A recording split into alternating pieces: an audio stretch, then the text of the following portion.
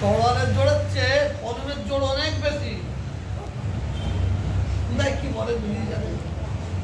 ও ইসলাম সম্বন্ধে এমন কথা বলেছে, মানে থাক বললাম।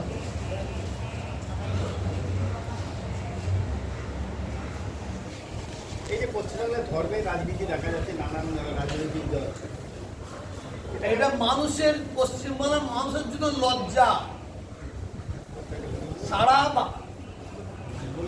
সারা ভারতবর্ষের অন্যান্য রাজ্যে যার বিজেপি যে ধর্মের সুশুরি দিয়ে যে রাজনীতি করে, এটা সারা ভারতবর্ষের মানুষ ঘৃণা করে।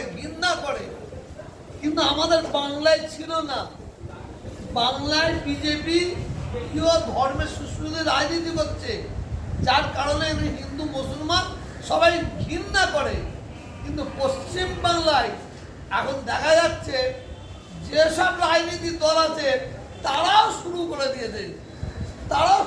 দিয়েছে এই ধর্মের সুশুরি দিয়ে রাজনীতি করে প্রত্যেকটা দল এখন ফায়দা নেওয়ার চেষ্টা করছে। অতএব প্রত্যেকটা দলকে বাংলার মানুষ চিনে নিয়েছে। তো যারা ধর্ম নিয়ে রাজনীতি করবে তাদের